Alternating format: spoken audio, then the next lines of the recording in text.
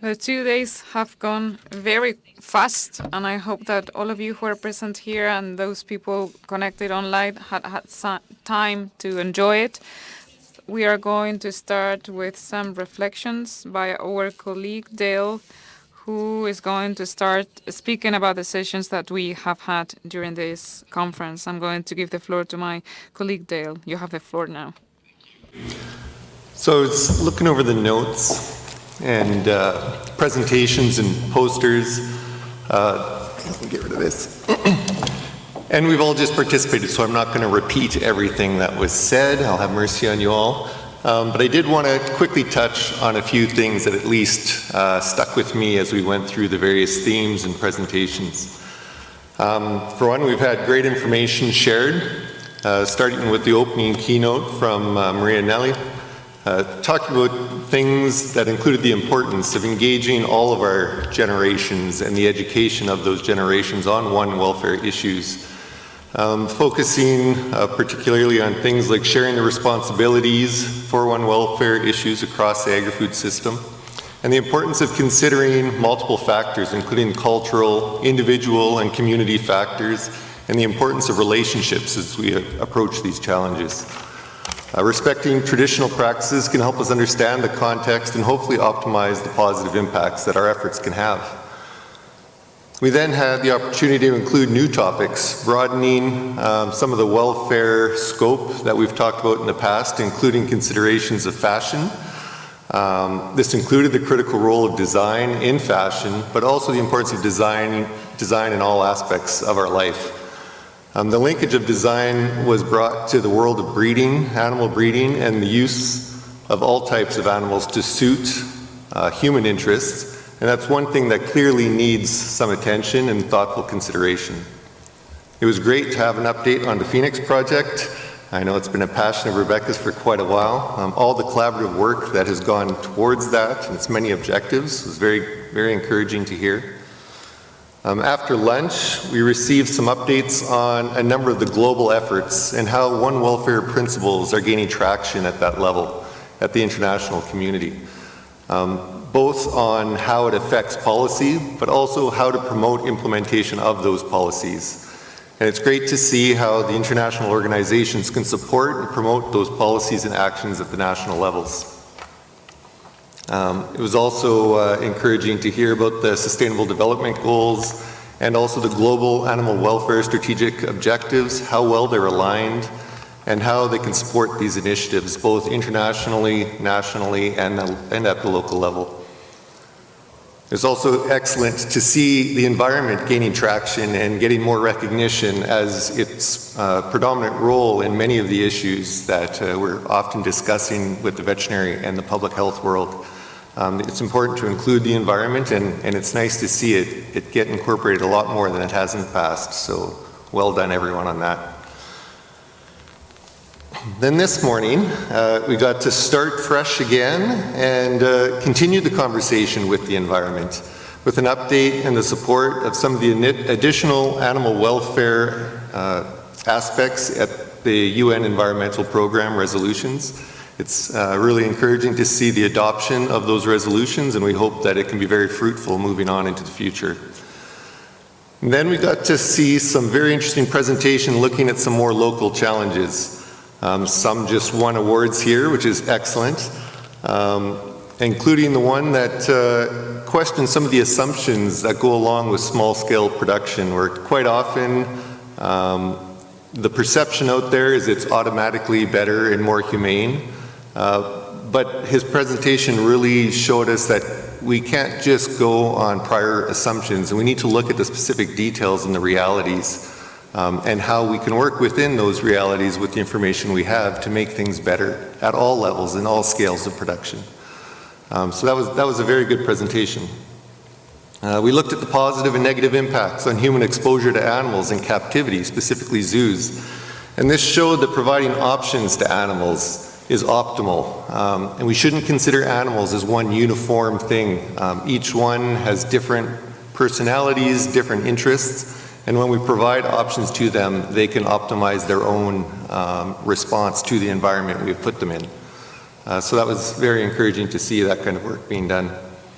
We heard of some very specific challenges that require One Welfare approaches to manage hot iron branding, invasive hippo management, the importance of the working equids in many communities across the world and the challenges that they face. We learned about projects that look into how to work with animal owners, with wildlife, with the public to better understand the various perspectives that are out there and how we can play a role in affecting change while considering all of those that are affected by these potential changes that we might be pursuing. This afternoon we had a great luxury to see some amazing photography. I truly appreciated that. And I found it inspirational to see how it's possible to use our expertise in various areas and the creativity of some, and won't include myself on that, to share a message. It's a good reminder that scientific data is often not the most effective tool when we're trying to communicate with the public. And while that hurts a little as an epidemiologist, I very much recognize the truth in it.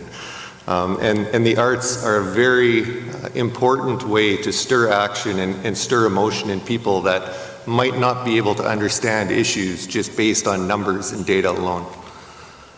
Finally, I wanted to include a comment on behavioral science. It's a systematic approach to rethinking what and how we communicate, how we use it to attempt to affect change, and also recognize one of the last presentations had mentioned the issue of violence, and I don't think we have to look too far outside our own sphere or turn on the TV. Violence is prevalent across the world, and one thing about violence is it always destroys, always dismantles, and usually leaves a mess in its wake. But I think opportunities that we have, like we have here, where we're coming together, trying to understand each other's perspectives, working together towards positive change, I think that's the response to violence. And I'm so grateful that all of you here and all online have chosen to take time out of your busy schedules, I'm sure, to spend time together, learn from one another, build relationship, and hopefully work towards a better future. So thank you all for your participation.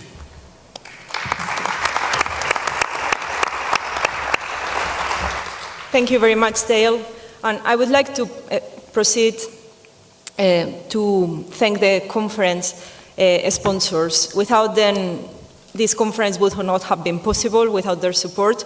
So I would like to thank our gold sponsors, MSD and Compassion in World Farming. Compassion in World Farming have sponsored the online virtual registration, free virtual registration. So many participants that are joining us online is thanks to their contribution. So we are very grateful that this has helped to spread the message and to facilitate that many people in many different countries have been able to join our conference remotely. We also would like to thank Charles River and World Host Welfare, our silver sponsors, and the College of Veterinary Surgeons of Burgos, who has also contributed to the conference as a bronze sponsor. So thank you to all of them. I would like to also thank all the collaborators, as well as the secretariat that has been working with us, and all the technicians, translators, staff that has been helping. So thank you to all of you for the hard work that you have been doing during these 2 days. We know it's challenging. We know there is a lot of pressure and a lot of last-minute things to resolve. So thank you to all of you as well. And you are all behind in the shadows, so thank you. You have there the collaborators. So I will not go through all of them, but we are very grateful for that support, their support organizing, their support doing the designs, their support hosting some of the venues where the conference has been, their support facilitating special fees for the conference, and their support in disseminating and providing music as well for the conference. So we are very grateful to all of them. We are also grateful to everybody that has participated in the awesome sessions. I still would encourage everybody to be more out of the box. The idea is that you do something crazy and something a little bit out of the norm. So I would keep encouraging those doing awesome presentations to actually bring in music, bring in fancy dressing, bring in crazy things, because that's the idea behind it, is that to have a little bit of a show behind it. So we will hopefully carry on. We would like to thank our sponsor for the awesome sessions, MSD, and we hope to see them continue and getting crazier and crazier every year. That's a desire. I would like to thank Amelia for directing the scientific committee extremely well. It's been challenging with a lot of changes on the way, with a lot of presentations to score, with a lot of abstracts to review, and with a large scientific committee from many different universities across the world to manage. So thank you, Amelia, for all the hard work you've done. It's been fantastic. And also thank you to all the scientific committee members that have given their time and their knowledge and expertise to review all the abstracts that we've received. Without them, we wouldn't have been able to peer review the abstracts and to actually provide the quality of presentations that you've seen today. So thank you all, and many of you are here today. So thank you to all of you and to those that have not been able to come but join us remotely or will watch it later. Also thank you to all the members of the organizing committee, which are around me, and Siv Nuga, who was not able to be here with us. He is now taken a new role in a One Health organization, so now we have a true One Health, One Welfare collaboration here, and Siv is busy with the PRESOT zoonotic work, taking care of all the animal-human zoonoses across Europe. So Siv is again been supporting the organizing committee, so I would like to thank you, all of you, for your expertise, for your time, and for all the support that you've been giving through all this extended year, so thank you very much. Also, thank you to Isabel, director of the photo contest, who has made the professional photo contest a reality, and those that have been in the exhibition and have seen the video here of the winning contest, I'm sure you share with me the appreciation for the quality of the work that has been done and the amazing work that Isabel has done launching a pioneer photo contest for the first time in the world. I think this is something historical, encouraging a photo contest to show not only photographs, but also the story behind that shows that interconnection between the animals, the people, and the environment, something not often put together. So trying to bring that forward. So thank you, Isabel, and thank you to all the jury members. And we have two representatives here, but please extend our thanks to all the jury members, and of course to all the participants, which we saw yesterday at the gala dinner. I also would like to thank the Garcia Pinillos Family Committee. I think all of you. All of you that are here, I think you've all met them. You've all seen them improvise. You've all seen them coming to help with anything from talks on One Welfare and fashion to driving, to arranging dinners, to picking things that I've forgotten and bringing them back to the gala dinner. So very much thank you to them, because without them, this wouldn't have been possible either. So thank you.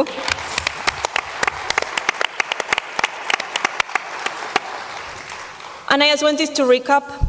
So first, before I go back, I would like to go back to Amelia, and I would like to ask her to give us a few words about the scientific part of the conference, which has been really important here. So Amelia, please, I would like you to have a few words. No, always an honor helping One Welfare, so thanks for allowing me to participate in so many different ways.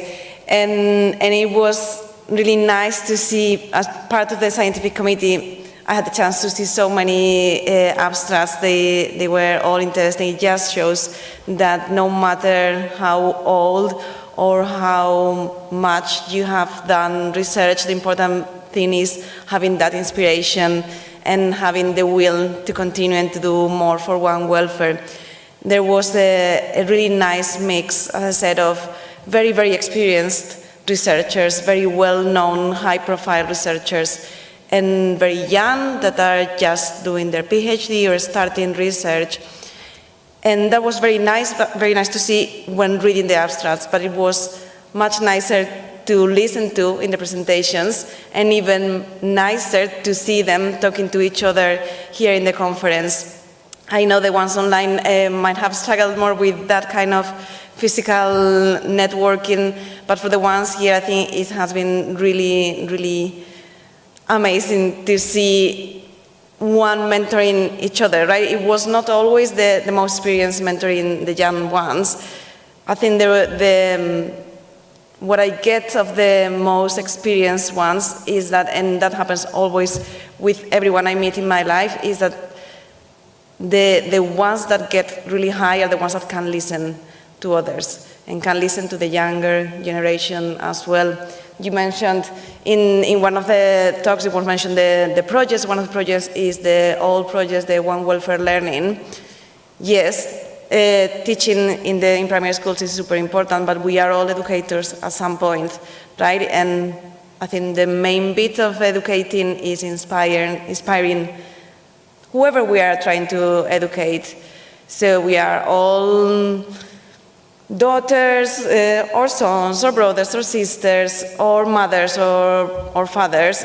We don't have to be teachers to educate. I think we can all do a little bit within our little physical or social environment and apply One Welfare in everything we do. So I think thank you to everyone that gave something of themselves into this conference. It was really, really inspiring.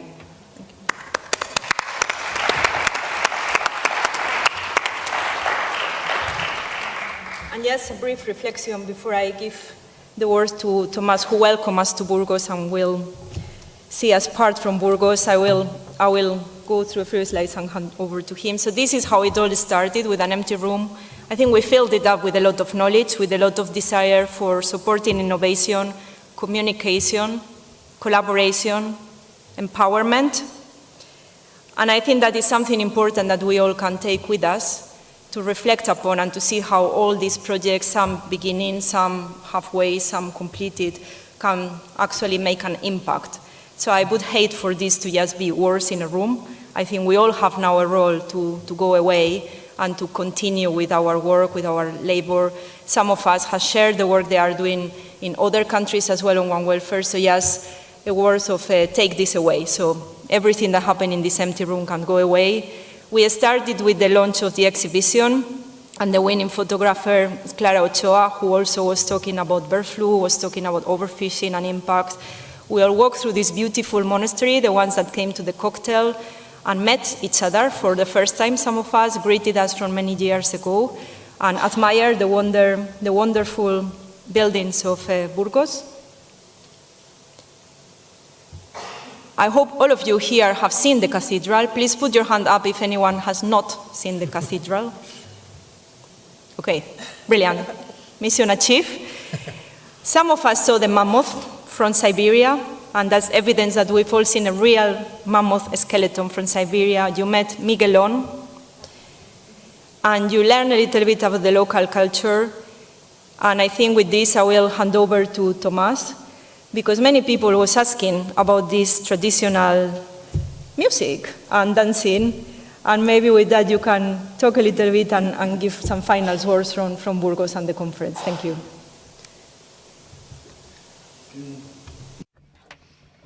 Thank you, Rebecca. I am going to be brief because you have said already many things. I want to congratulate the speakers. I want to congratulate the keynote speakers especially. But I just have to say that my feeling here is that I think that many of you will go to the Atapuerca sites. And just for you to know, Atapuerca sites are very important, but there is a long way to go. There are many things to discover. I participated in the third conference. This is the fourth one. And I realized that every time there are more and more things that we can discover, that there are many scientific things that we need to approach, and that every time you get more and more involved. Of course, we have learned many things, but this is just the seed for the future that will come.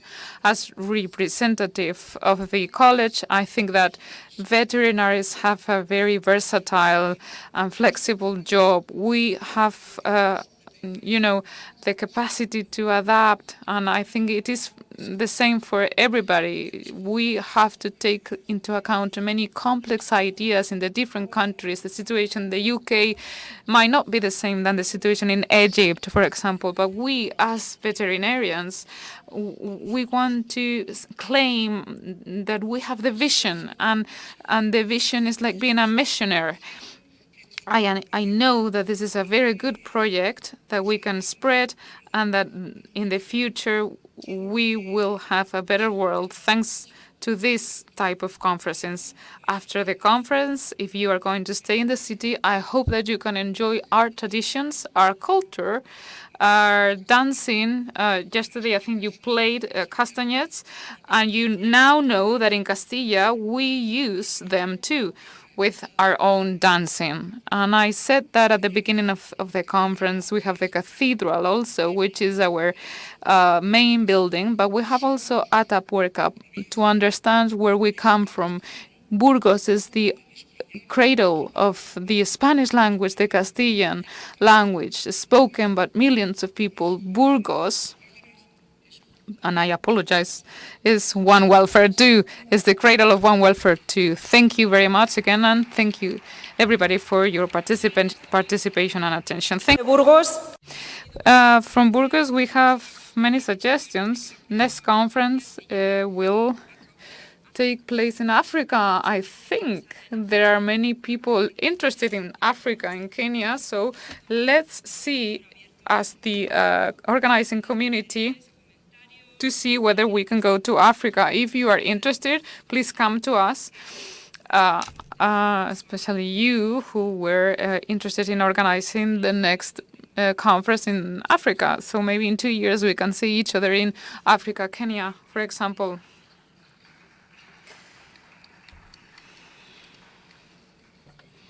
He runs away. There's just a couple things I think it's important to have said. One is on behalf of everyone here in this room and, well, maybe less so online, but online as well, I think it's important that we really show our appreciation for the city of Burgos and all of Spain for hosting us. The opportunity to come here and experience the deep history that is here. While we discuss the future that we're hoping for, it provides a great context, and I think we've all been really blessed to be here. So thank you to Burgos and to Spain. And then there's one person that I really do want to point out, and this one person happens to be Rebeca. You've done an immense amount of work, both on One Welfare in general, but also to this conference specifically. It's no small feat to pull it all together and to do it well and provide this excellent opportunity for so many people. So on behalf of all of us here and everyone across the world participating, thank you very much.